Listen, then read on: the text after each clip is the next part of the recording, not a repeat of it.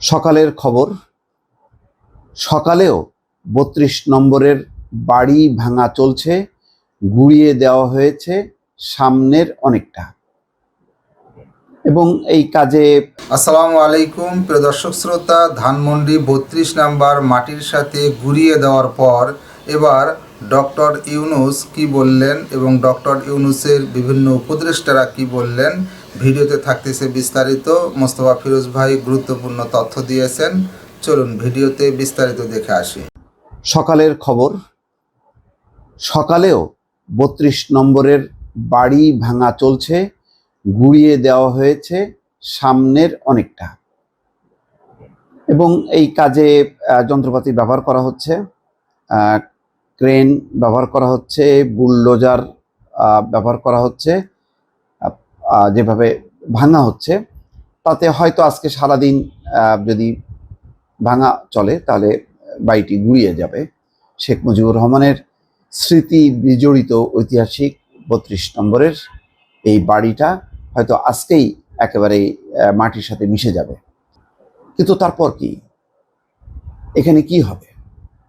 পিনাকি ভট্টাচার্য বলেছেন যে এখানে মসজিদ করা হবে বা হওয়া উচিত, কেউ বলছেন পাবলিক টয়লেট করা হবে, আর আবার কেউ কেউ বলছেন যে না, সেগুলো দরকার নেই, বরং এখানে একটা হাসপাতাল বা ক্লিনিক করা হোক। নানা রকমের নানা জনের নানা পরিকল্পনা, কিন্তু সরকারের পক্ষ থেকে কিন্তু কোনো বক্তব্য নেই এখন পর্যন্ত। অথচ সরকার একটা আছে, আমাদের এখানে একটা সরকার আছে, এটা গণ অভ্যুত্থানের সরকার।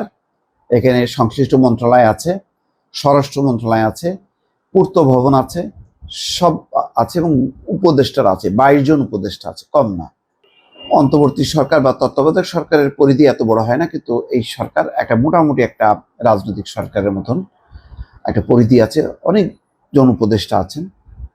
এত বড় ঘটনা নাকি তাদের কাছে হয়তো এই ঘটনাটা খুব গুরুত্বপূর্ণ না, তারা এটি আসতে পারতেন, ঘোষণা দিতে পারতেন যে এই কাজটি চলছে, তাদের কিছু হয়তো করার ছিল না, জনগণ করেছে, অথবা তারা চেয়েছেন, তেমনটাই হচ্ছে। কিন্তু তারপরে কি, এই জায়গাটা কি হবে, মানে পরিকল্পনাটা কি, সেই ঘোষণা কিন্তু এখনো পাওয়া যায়নি।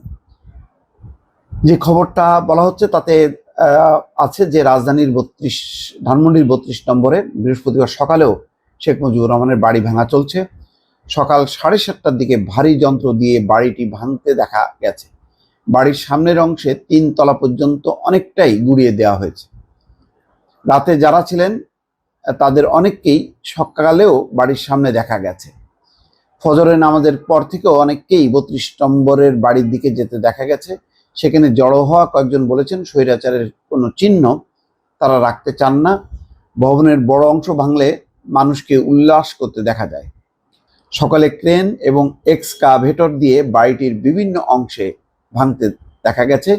কিছু জায়গায় আগুন জ্বলতে দেখা গেছে। বাড়ির বিভিন্ন অংশে লাল কালি দিয়ে লেখা ছিল স্বৈরাচার সাবধান। ভারতে পালিয়ে যাওয়া স্বৈরশাসক শেখ হাসিনার বক্তব্যকে প্রচার, তার ভাষণ দেবেন। এই ঘোষণা পর দেশ এবং বিদেশ থেকে ফেসবুকে আহ্বান জানানো হয় বুলডোজার অপারেশন চালাতে। সেই অনুযায়ী 7:30-8টার মধ্যেই জড়ো হয় লোকজন এবং তারা একে একে ভাঙতে শুরু করে, এবং সেটি সারা রাত ধরে চলেছে, সকালেও চলছে। শেষ পর্যন্ত কি হয় এখন সেটি দেখার বিষয়, অর্থাৎ এই জায়গাটার পরিকল্পনা কি সরকারের, সেটা নিশ্চয়ই দেশবাসী জানতে পারবে। দর্শক ভালো থাকবেন, আল্লাহ। দর্শক শ্রোতা, ধানমন্ডি ৩২ নাম্বার ভাঙ্গার পর সেখানে সেনাবাহিনী এবং পুলিশ, সেখানে কিন্তু পুলিশ একদমই যায়নি, সেনাবাহিনী গিয়েছিল যারা ভাঙতিছে তাদেরকে নিরাপত্তা দেওয়ার জন্য নাকি। তা ধানমন্ডি ৩২ নাম্বার ছাত্র জনতা ভেঙে দিয়েছে। আসলে এখানে পুলিশ এবং সেনাবাহিনী গিয়ে তো আসলে বাধা দিলে সেই বাধা তারা মানবে না, এটি বাস্তব। সরকারের পক্ষ থেকে যে বার্তা দিয়েছে এ বিষয়ে আপনার মতামত থাকলে লিখবেন। আজকে এ পর্যন্তই, আল্লাহ হাফেজ।